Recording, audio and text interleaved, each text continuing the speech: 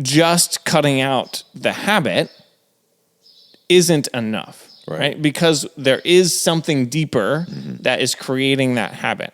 So I can get rid of pornography, but unless I'm finding healing for the thing that led me to that in the first place, why is that attractive to me? What is it about it that is the root of the temptation? What's broken in my heart that needs to be healed?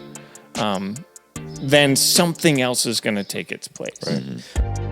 Our goal on this podcast is to know Jesus better and with the power of His Spirit, do better.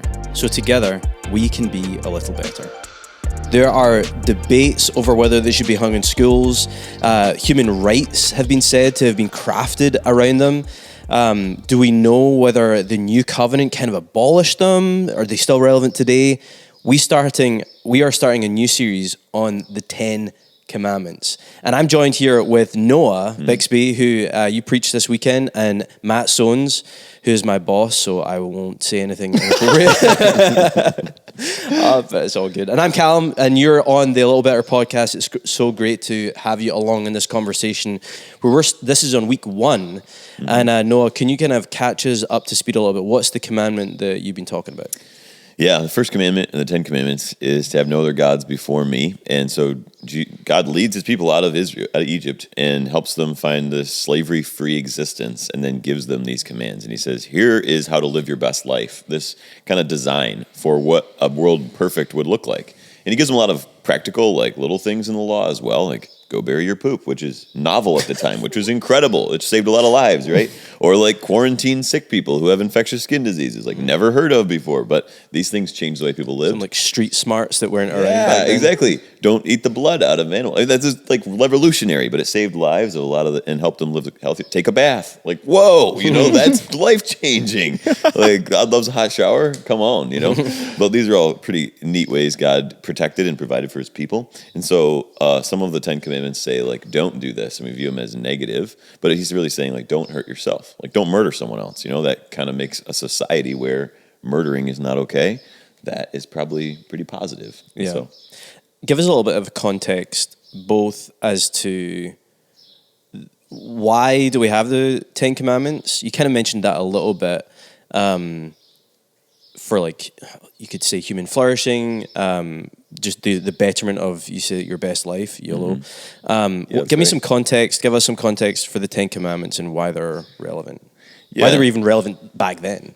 Yeah, the people of Israel, they lived in a culture with many, many gods, and God is establishing a monotheistic monocracy, right? Which is like, whoa, crazy. And you're like, one God instead of multiple, and now I'm going to worship him, and he's kind of set up these laws to help his people live their best life, like you said. So you got like these designs that God lays out for his people and says, here's how you should live rightly. And it's not to be saved, it's that you already were saved to do good things. And so it's the same for us today as Christians and believers, that God gives us ways we should treat our brothers and sisters, and ways we should encourage one another, pray for another, love one another, serve one another. And that is a design for us to flourish, for us to live our best life and to walk with God faithfully. And so he says, I love you enough to give you a plan, a playbook for how to live in your relationships and how to live in relationship with me. And so the first 4 are all about our vertical, how we relate to God. And the second 6 are all about how I relate to Matt and how I relate to Calum, and how Calum should relate to Matt because Matt's his boss and all that. Right? And I think some of those things that you shared, Noah, in pre-preach, which we probably had to cut for time, is just it's really incredible that you've got this. God made a promise to Abraham that he was going to make a great nation out of him. It was going to be his special people. And then Abraham's family ends up in Egypt for 400 years. They're enslaved.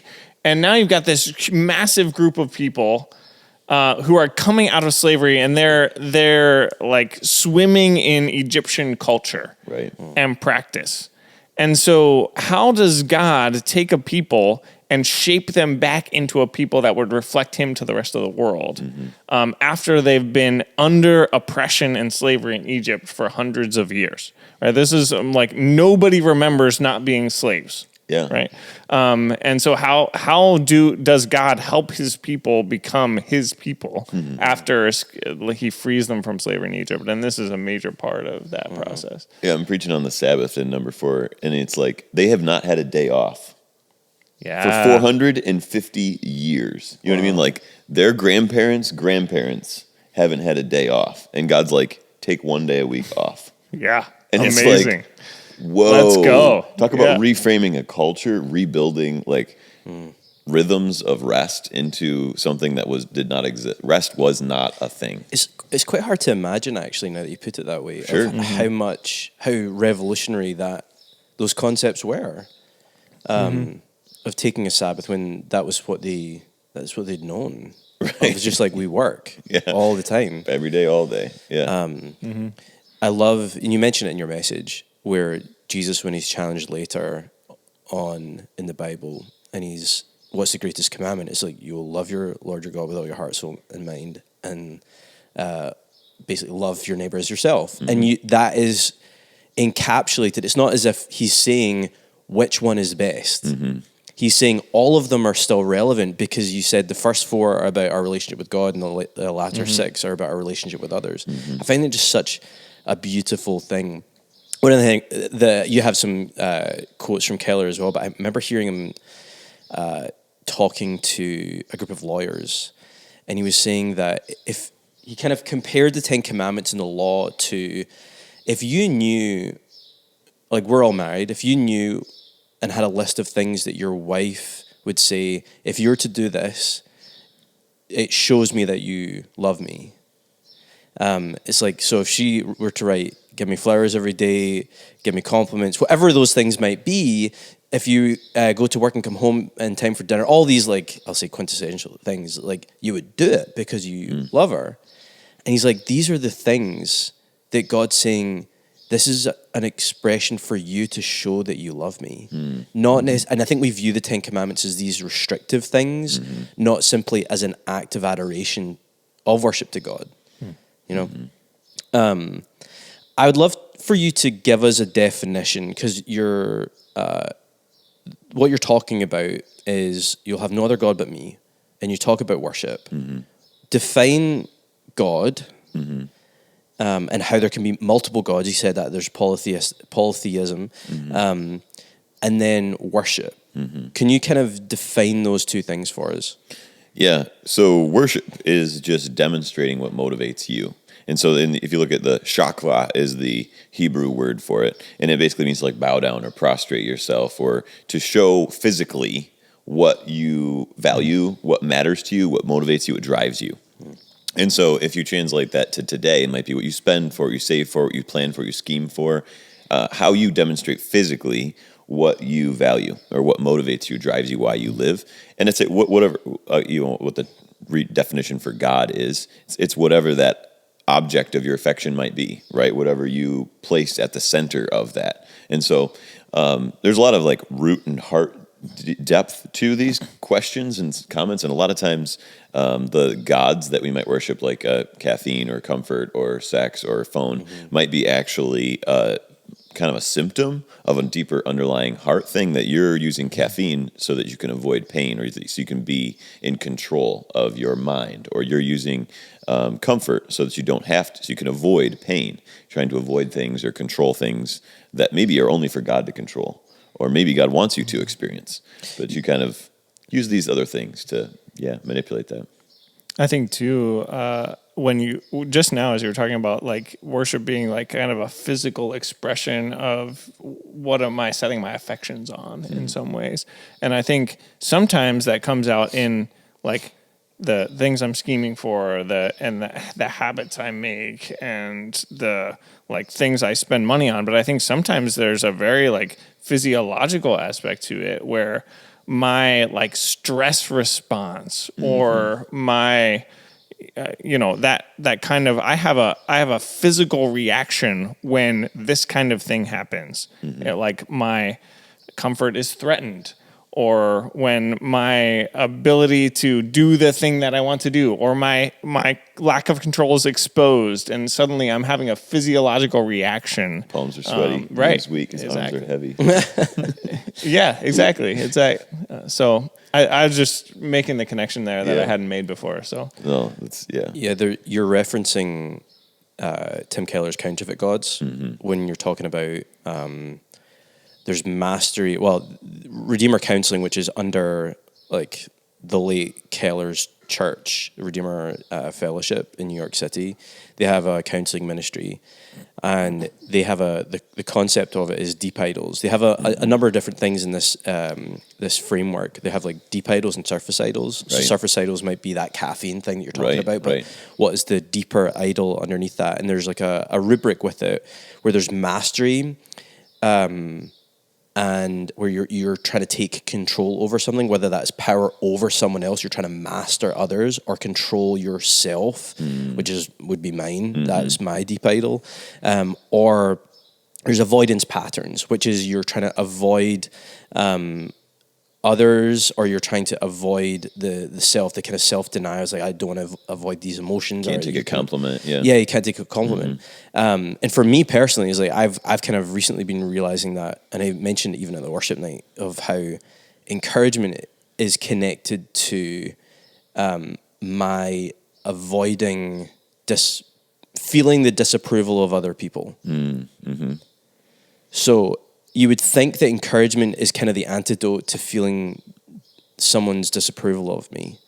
But for some reason, I struggle to know how to receive or allow encouragement to be transformative in my life, which it just would make sense that would help me not live in the trying to avoid being disapproved. So it's not even like I'm looking for the approval, which you say in your message, you kind of you live for the approval of other people, and that can be your idol. It's so amazing how all these things can like sneak in where there's underlying motivations, whether we are, and so much of it comes from like a lack of dealing with our pain, is that we kind of cope with these things, or it's either soothing pain or avoiding pain. I don't you have any more on or from Counterfeit Idols, or you're reading from Calum? Yeah, I read Counterfeit Gods, and I would encourage you guys to read. It's amazing. It's such a good book. I mean, way deeper than I could ever think. Really, I don't have like a huge theological mind the way Tim. It's just amazing how he writes, and he says that really our culture says don't make bad things God. Don't make pain God. Don't make debt God. Don't make suffering, or don't make stress your God. But actually, Keller says and argues, don't make good things ultimate things. So even things that are blessings and gift are actually the most dangerous gods. That when we make something that's a good blessing and a gift from God, the ultimate thing in our life, like sex, caffeine, comfort, all those things that are good, that are all meant for our pleasure, meant to be enjoyed, but when we make them the ultimate thing, they're actually more dangerous. We actually are more prone to put those on the throne than we are. And so our culture says, you can live for your career. That's great, live for what makes you happy, But he says in Counterfeit Gods, he's just like, no, the dangerous ones, the sneaky ones, the ones you don't see coming, are the ones that are actually good things. They're things that are meant for our enjoyment. And those are the ones that you're most easily slip and slide into. Like you said, just kind of snakes its way in. You don't realize it, but now all of a sudden I spend more time on my phone than I do with my kids. It's just like, whoa, how did that happen all of a sudden? Like, it's taken over. Yeah, I mean, so the most dangerous idols are good things that we make ultimate things. There's a great quote from him. I also love he had this quote. He says, when people say, I know God forgives me, but I can't forgive myself, they mean that they have failed an idol whose approval is more important than God's. Fear-based repentance makes us hate ourselves. Joy-based repentance makes us hate the sin. If you want God's grace, all you need is need. All you need is nothing. Just a greater need for God leads you to grace-based repentance. Man, so good. I feel like someone's about to just like go back like 15 seconds and like turn it off of like 1.5 to listen to that again. You mentioned, I don't remember all of them that you had in the roulette table. Now, if you're wondering like what is it we're talking about a roulette table, go and listen to the message to get a little bit of context there. What do you guys see as being some of the prevalent? I also loved your point. You kind of reiterated in Keller's quote there of like, blessings from God make bad idols or bad gods. Yeah. What do you see as some of the most prevalent gods that I think culturally speaking, even within the church, where like we can be a bit passe or excuse like, it's okay, or what do you kind of see as being some of those things? I think busyness is one. Just talking about Sabbath earlier. How are you doing? Fine. Busy. You know, that's like badge of honor. Yeah, right. You're doing it right. and so I think that's one culturally. I really resonate personally with the people pleasing. We were even talking about that yesterday, Noah. That just, man, that's so. I'm right there with you, and it probably demonstrates itself in a little bit different ways between you and I. You're going to work a little bit harder to please people, and I'm just going to like do everything I can to avoid their disapproval. Maybe that's a little bit different, but so that then I end up in a place where I'm so tempted to hide my failure rather than own it, right? To hide my weakness rather than share it and expose it so it can be healed. And so that's like that's where the struggle is for me, is to like, I need to work to be vulnerable so that I can be met with grace and healing, rather than just staying in my weakness and sin and failure. Yeah, from the people-pleasing front on mine, it's a little bit different than that, in order that I want to impress people, or I want to have them esteem me or compliment me, or I'm fishing for a compliment. Like, what am I doing? Asking people like, oh, what did you think of that? Obviously, I know that they loved it. You know what I'm saying? Like I'm over here fishing for compliments on things. I'm like, dude, what?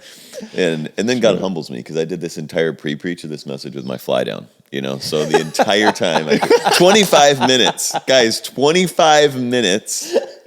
I hope it's not in the picture, Taylor, but 25 minutes of me walking around on stage with poker chips, wiggling around, dance moves, doing my whole message with my fly down. Like, how humbling is that on people pleasing, right?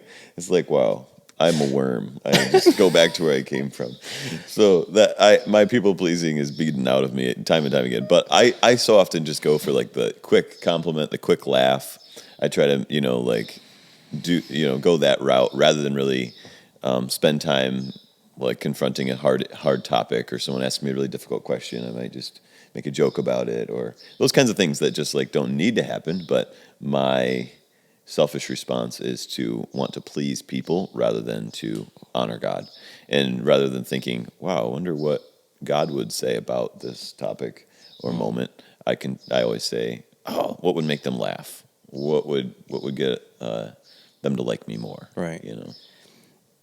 Something that I see is where, and this is the really kind of deceptive stuff, is people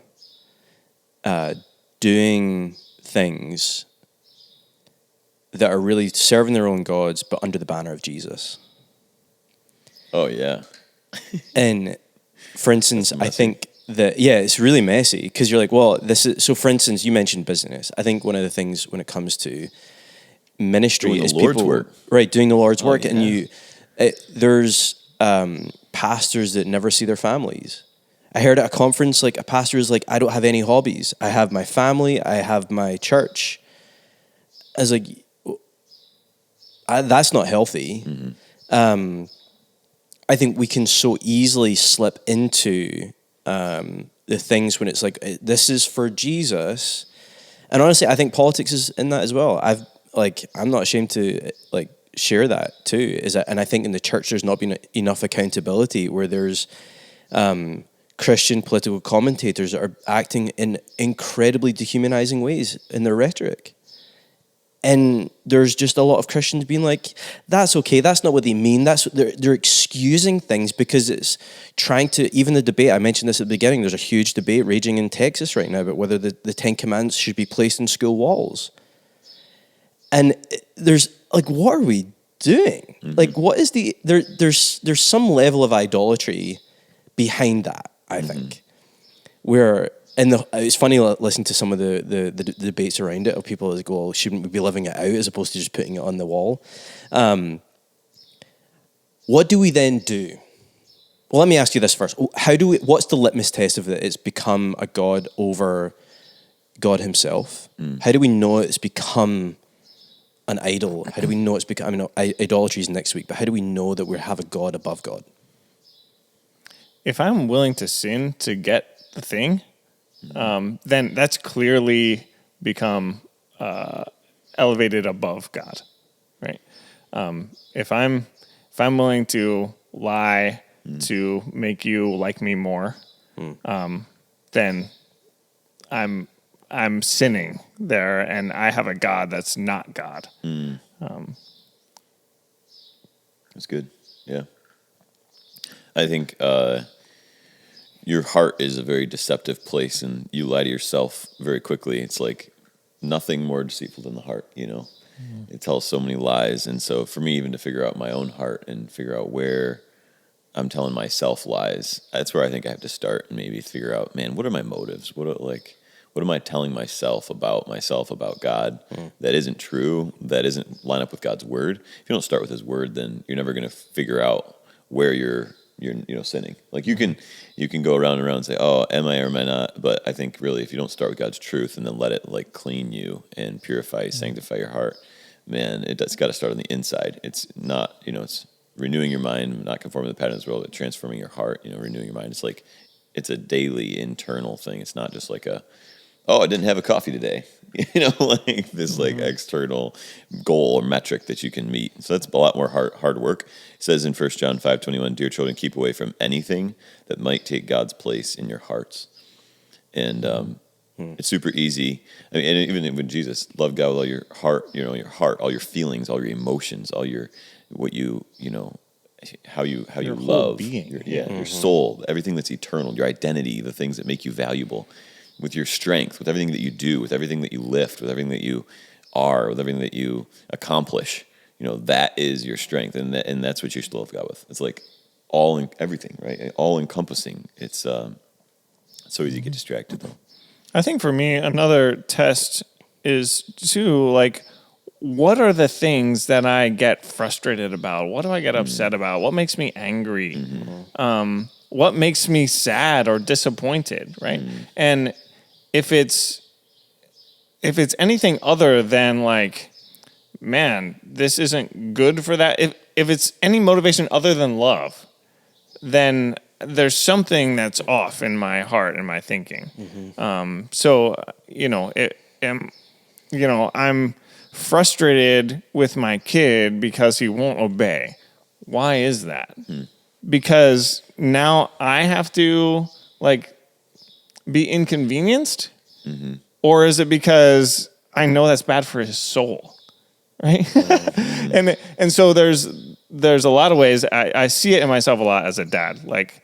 Am I frustrated because now I'm inconvenienced and I have to do something that I don't want to do, or I'm trying to get out the door and be on time, and people are going to be upset with me because I'm late, but you're not putting your shoes on right now, right?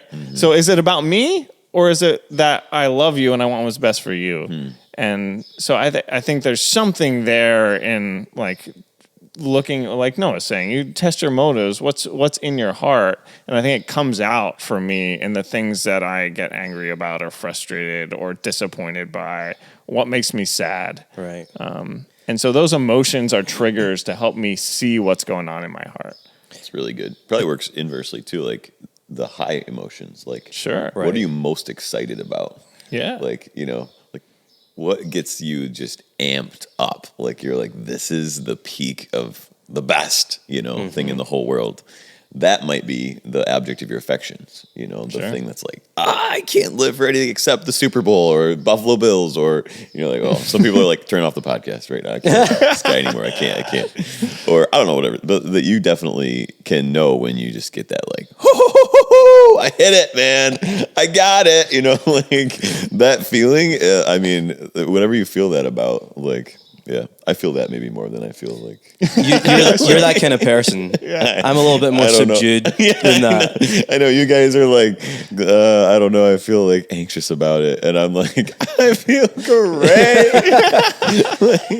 It's really hard to discern that stuff alone, though. Yeah. Right. Yep. Community is so important. Yeah, and close community. Yeah, because I think for me, figuring out, I have the deep idol of control was not in isolation. Mm-hmm.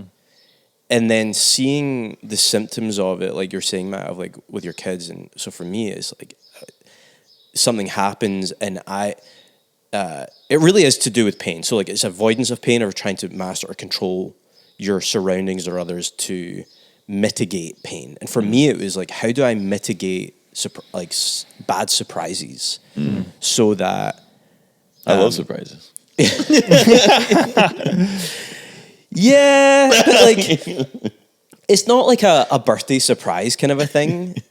It's I don't like being surprised that my kid's sick. Oh, okay. Yeah. And then it kind of derails things. Yeah. Or surprised that one for me was like going through immigration and I hadn't gotten my visa stamp. And I was like surprised, you're not going into the States right now. You have to go get another visa stamp. And I was like, whoa, that wasn't on my radar. I take pride in having all my documents together. Yeah. You know what I'm saying? Yeah. Like there's these things that you create a perception of, I can mitigate bad things happening to me. Because like you're saying, like the culture says bad things are bad idols. Right. So for me, in my own dysfunction is like I'm seeing it as bad things are bad, and I need to avoid it at all cost. Whether it's by trying to control my surroundings and make sure I can even see it coming, or you mentioned sex. I think people go to sex as an avoidance thing for themselves, or scrolling because they don't have to deal with their own boredom or all these things. Yourself. Right? I can't feel that right now. Let me distract myself. Yeah. You said something, I think it was Keller's thing of like the best way to increase worship of God is actually to think more about Jesus, not actually less of the good thing. Right. Which I think is a really good point. Let me say that again. The best way to increase worship of God is actually to think more, to be with Jesus, to focus more on Him than focusing simply or less focus on the counterfeit gods that we have in our life. Right. How does that, though, relate to fasting, solitude, practices that are intentionally trying to reduce those things to focus? There's a little bit of a tension there for me. Mm-hmm. Yeah, I mean, I think that the Bible talks about like putting on, right, and taking off certain habits and things. But if a lot of the like Atomic Habits, you read the different strategies and books and symptoms and ways that you replace things in your life. You don't necessarily, so if you cut out, like you're saying, you do solitude and you cut out your phone, or I'm not going to focus on my phone. Okay, that's an idol I struggle with. I touch it in the morning, I touch it right before I go to bed, right when I go up. That's all I do is I'm on my phone, and my kids don't even know who I am because I'm just on my phone. Well, if you cut it out, sometimes you're like that deep idol, which is avoidance of pain that you don't want to feel from your childhood or whatever, just goes to something else. So you choose something else to put as the idol in your heart rather than going to God. And so rather than trying to eliminate all of these things and, cut off all of these, symptoms, if you run to God and let Him heal it at the base, at the root, and let Him be the focus of your solitude, then, you're focusing more on God and not less on the gifts He's given you. Because that phone is a blessing. It's a gift from God. It's something that He gave you, created for you to enjoy, and yet you twisted it around to make it ultimate. Dig into that, because like I, and you might be touching on this, Matt, because it sounds like the Sunday school answer. Just go to Jesus and He'll heal you. Yeah, I think there's times when we need to put up guardrails for things like the phone so that we can have the space to connect more deeply with Jesus. So I think there's kind of a both and there. And even, Paul talks, I think it's Corinthians, and I'm probably misquoting, but it's like all these rules: do not taste, do not touch, right? Don't look. All those rules, they don't have any actual transformative power to change who we are. right? So just changing your behavior isn't enough. Sometimes you have to implement some of these behavior changing. I'm just going to throw my phone away for a month because it's consumed me. Yeah. And I don't have the willpower to be able to say no to it anymore. Like if I'm an addict, I have to just cut it out. I have to get rid of it. There's no way I can just amp up enough willpower to say no when I'm in the midst of an addiction, right? So there's times where we have to cut stuff out. You know, Jesus talks about, like, go to the extreme, cut off your hand, right? Poke out your eye if it's going to cause you to lust. So sometimes the extreme kind of like throw up the guardrails is necessary so that we can create the space in our lives to be able to see Jesus and not be trapped by or shackled to our addictions and the patterns that we've created over and over and over again in our mind. We do the same habit over and over and over again, and then it becomes something that we're enslaved to. And so I don't know if this is really answering your question. I'm just kind of riffing, but I think just cutting out the habit isn't enough. Right? Because there is something deeper that is creating that habit. So I can get rid of pornography, but unless I'm finding healing for the thing that led me to that in the first place, why is that attractive to me? What is it about it that is the root of the temptation? What's broken in my heart that needs to be healed? Then something else is going to take its place. Right. So what I hear you saying is that it's not simply just like shifting focus. It's a both and between. Sometimes you need to cut out to give space to shifting focus and also to shift focus for healing to happen, right? Yeah, and you see that Paul lays it out in Ephesians where he basically says, you take off the old, you transform your mind, and then you put on the new. And those things don't necessarily happen in that order, but sometimes there is a progression there that, like, there's a renewal of our mind that has to happen. There's a taking off of the old habits. There's a putting on of the new. And so, yeah, we have to focus our attention more on Jesus. Sometimes when it comes to these false idols, we can end up more focused negatively on the idol than we are on Jesus, right? There's a season of my life where I was like trapped in pornography and I hated it. But I was so focused on that bad thing that I couldn't see Jesus anymore, right? Not because I wanted it or desired it, but because I didn't want it, but I was still ensnared by it because I was spending so much attention on this bad thing. So we need to shift our focus on Jesus. We need to have space to transform our minds. We need to cut out the old bad things. And there's, So talk through the healing process. So in some ways, you have the surface idol, which for you, that was pornography. For someone, it could be busyness. For someone, it could be people pleasing. All these. That's a surface. How does the deep idol heal? What's that process look like? I think it might be different to people. I mean, it may be counseling, taking deep, going deeper, digging deeper into what your heart feels. Why? What happened? Where is that coming from? Why do you feel the avoidance of control? Why do you avoid surprises? What in your past or in your experience or your view of God has made you not like surprises? And being nervous that might happen again. And you had to work with outside agency to get to the bottom of some of that, right? And find what the root is. Maybe it's community. Maybe in your group, some of the guys in my group, we, praying for each other. You get on your knees together. You start praying together. Crazy stuff happens. I'm just saying, man. I'm just saying. You can try to do all this stuff in your own strength. You can get up all on your high horse and try to muster up the white knuckle it and get there. But if you get a bunch of guys around and they're just praying and crying together, man, it's just like, whoa, something changes, something breaks, people are alive. Like, this is different. And so you can't do it without the Lord. You can't do it without prayer, but you can't do it without, sometimes you need third parties to come in and say, think about it this way, or maybe this was the root of the cause, or, you know, and it might be different for different people. I don't think healing always happens the same way. Like not every wound heals the same way. Yeah. And God has different ways of healing it. It might take time.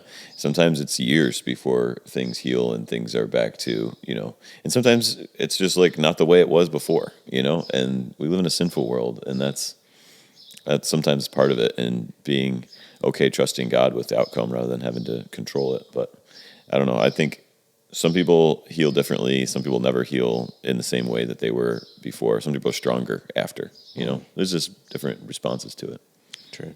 And I think often at the root of all these things, we just came out of the series or talking about the devil and his schemes and his lies. And I think at the root are often lies about God.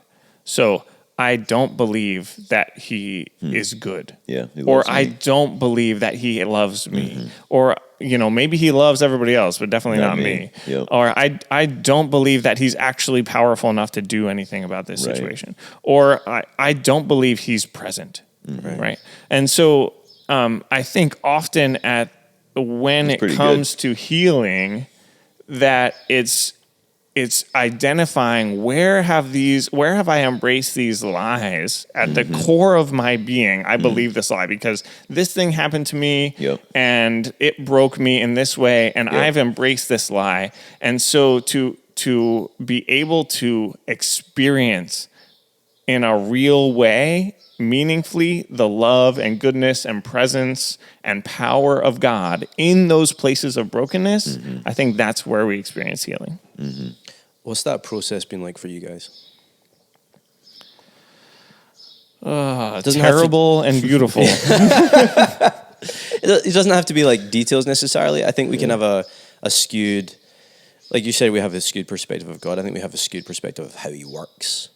And I think that, just go on this journey and like root out, if you've ever rooted out a tree, like it's not easy thing to do.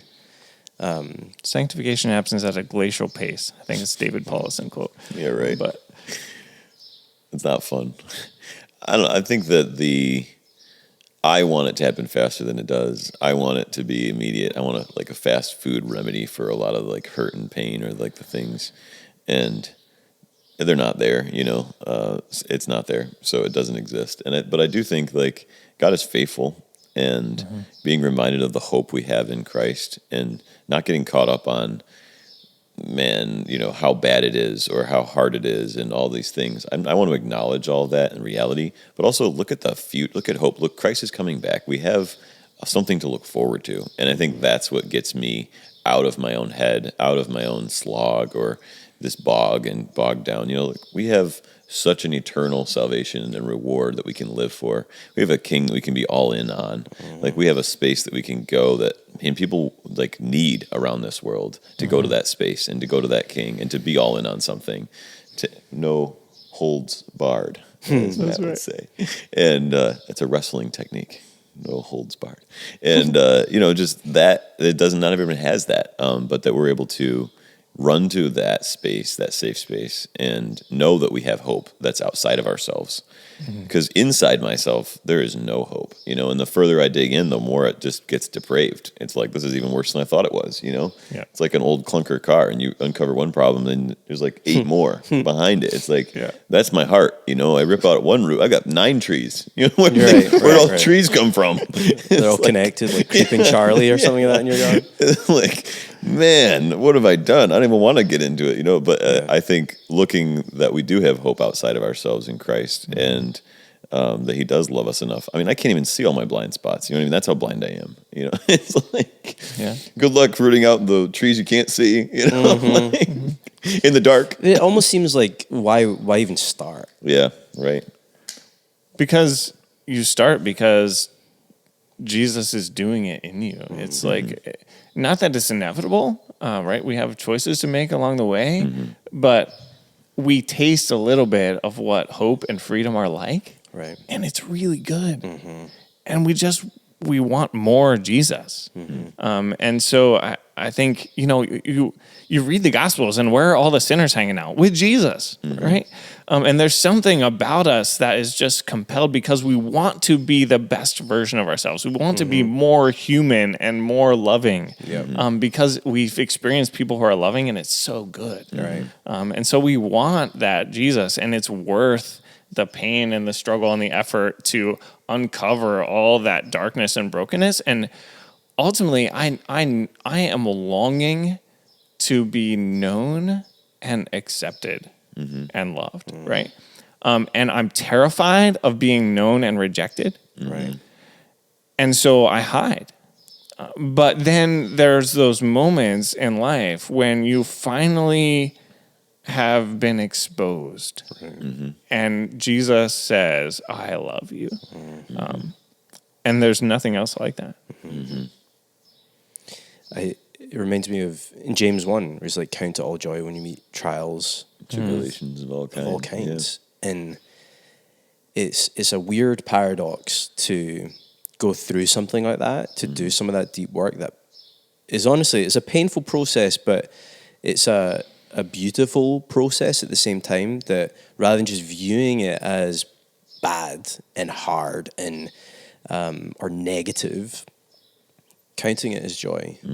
And I love what you said there, Matt. The receiving of the love of Jesus only increases the more we go in that process. It's not always obvious at first. It's not always pleasant, but the process reveals more of Jesus, and you see the beauty of his love and the comfort of his love, the wholeness of his love. We'll leave it there. And so hopefully this conversation has been an encouragement to you to at least start in that journey, get curious about, like, actually, are there deeper idols in my life? And encourage you to read that book by Tim Keller called Counterfeit Gods. It was written a while ago, but it's still very relevant.